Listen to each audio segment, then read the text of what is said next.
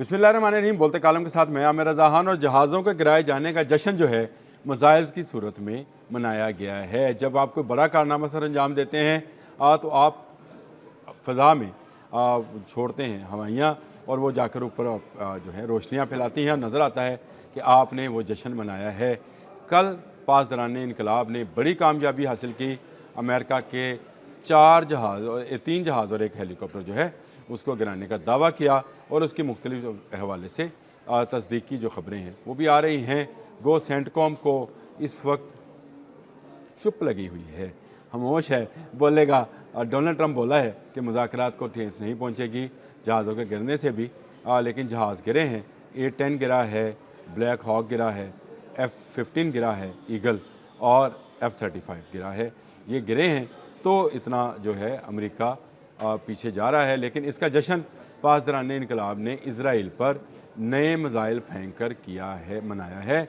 और ये इसराइल में कल गुजरने वाला दिन अब तक की जंग का सबसे शदीद तरीन दिन था। सैकड़ों यहूदियों के मरने और ज़ख्मी होने की खबरें जो हैं वो आ गई हैं। बहुत सारा इंफ्रास्ट्रक्चर तबाह कर दिया है। मैंने कल ये आपसे कहा था कि अब पुलों को निशाना बनाया जाएगा, क्योंकि B-1 पुल को जो है निशाना बनाया गया है इसराइल की जानिब से। अब इसराइल को तमाम राब्ता पुल जो हैं उनको समझें कि उनको भी ज़िबा कर दिया जाएगा, यानी उनको भी ख़त्म कर दिया जाएगा। कल जो हमले हुए हैं उसमें वस्ती इसराइल के बनी बराक में बड़ा हमला हुआ है, और इसमें जो है लोगों के ज़ख्मी और हलाक होने की इतला है। जूबी नेगेव एक सनती स्टेट है जिस पर मिसाइल गिरे हैं और वहाँ पर आग लगी है, और मादे के अखराज की इतला मिली है कि वहाँ पर जो फैक्ट्री एरिया है वहाँ पर केमिकल्स फैक्ट्री को निशाना बनाया गया है।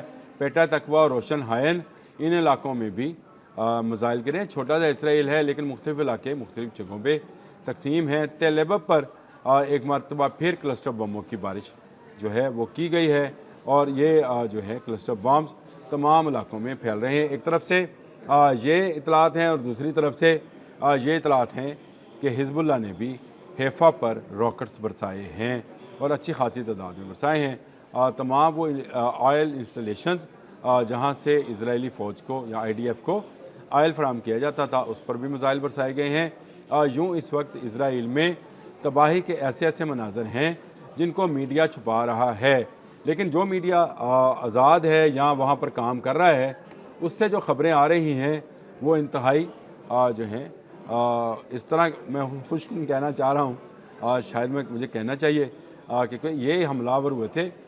ईरान इन पर हमलावर नहीं हुआ था। ईरान अब अपने ऊपर होने वाले हमलों का जवाब दे रहा है।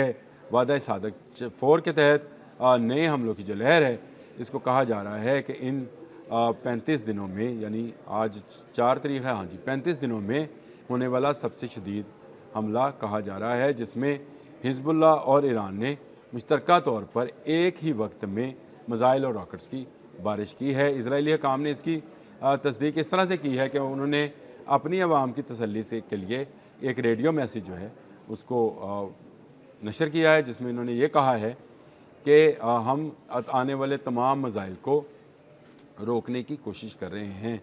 लेकिन ये किस कदर रोकने में कामयाब होते हैं, सिर्फ एक फुटेज उसकी आपको इसका सारे का नतारा करके दे देगी। और वो फुटेज ये है कि कुछ लोग जो हैं एक इजरायली वज़ीर के घर के बाहर शोर मचा रहे हैं कि अपने घर में बनी पनाह गाह में हमें पनाह दे दो, हमारे पे मिसाइल बरस रहे हैं। और इस फुटेज के अंदर वो मिसाइल नज़र भी आ रहे हैं। ये इंटरसेप्टर्स हैं जो किसी मिसाइल को रोकने के लिए जा रहे हैं, लेकिन इस शोरो गोगा, इस हारनबाजी, इस मिन्नत तरले के दौरान वो मिसाइल को इंटरसेप्ट करने में नाकाम रहते हैं, और फिर रोशनी का एक गोला बिल्डिंग के पार से ऊपर उभरता हुआ नज़र आता है, जिसका मतलब ये है कि ईरानी मिसाइल ताक का निशाने पर लगा है। मैंने आपको बताया था कि इस पूरे जो पिक्चर है, इस पूरी पिक्चर के बाद आपको जो 3 लोगों की सियासत ख़त्म होती नज़र आएगी, उनमें नंबर 1 नेतन्याहू है, अक्टूबर में इलेक्शन है, नंबर 2 मोदी है, और नंबर 3 डोनाल्ड ट्रंप हैं। इन तीनों की सियासत जो है ख़त्म होने जा रही है। नेतन्याहू के वज़ीर के घर के बाहर होने वाला हंगामा पूरी दुनिया में नशर किया गया है। वो लोग ख़वातीन जो कि यहूदी हैं वो पनाह मांग रहे हैं कि हमारे पास पनाह गाह नहीं है, तुम अपने घर के अंदर बनी पनाह गाह में छुपे बैठे हो, बाहर निकलो और हमें भी उस पनाह गाह में ले जाओ। हम पर ईरान मिसाइल बरसा रहा है।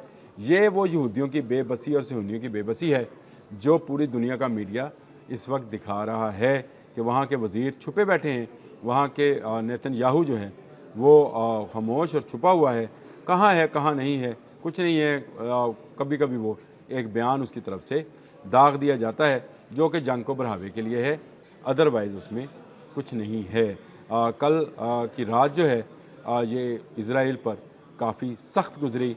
कल B1 पर हमला हुआ था। B1 यानी ब्रिज नंबर 1 तेहरान को जो मिलाता था उसको तबाह किया गया था और उसके बाद मुझे अंदेशा था कि ये काम होना है और वही हुआ कि हिजबुल्लाह और ईरान ने ऑटोमेटिकली रिस्पॉन्ड किया। ऑटोमेटिकली रिस्पॉन्ड मैंने इसलिए ये लफ्ज़ इस्तेमाल किया कि ईरान में पावर को डिसेंट्रलाइज किया गया है और डिसेंट्रलाइज करके कमांडान को ये हदायत है कि जैसे ही किसी इंफ्रास्ट्रक्चर को जो है नुकसान पहुँचाया जाए तो उसका रिस्पॉन्ड आपने कैसे देना है।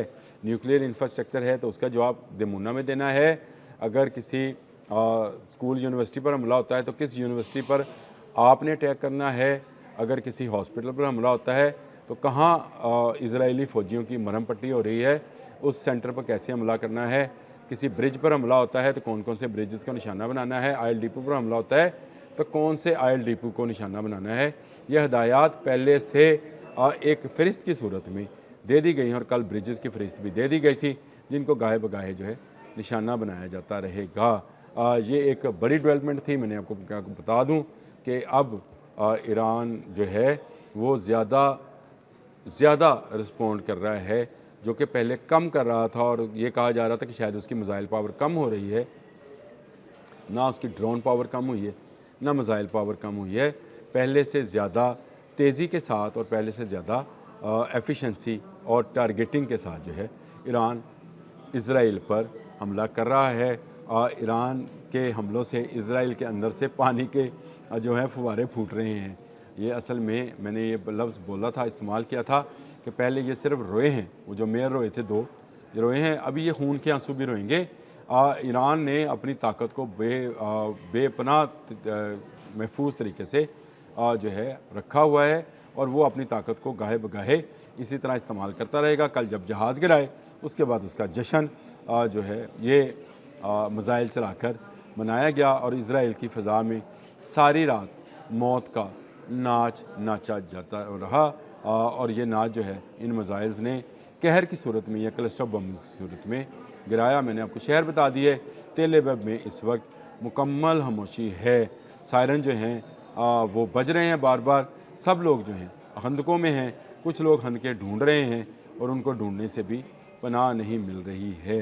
जंग एक बड़े वसी पैमाने पर फैल गई है और इस जंग के फैलने से ईरान को फ़ायदा हो रहा है कि ईरान की ताकत को पूरी दुनिया में तस्लीम किया जा रहा है। इसीलिए आबनाए हरमज़ जो है खोलने के लिए कोई मुल्क ट्रंप की हिमायत के लिए बाहर नहीं आया है। ट्रंप ख़ुद ही वापस यहाँ से जाएंगे और इसराइल के लिए तबाही की एक बड़ी दास्तान छोड़कर जाएंगे। यहूदियों को ये दिन भूलने वाले नहीं हैं कि वो पनाह के लिए एक वज़ीर का दरवाज़ा खटखटा रहे थे, दरवाज़ा नहीं खुल रहा था।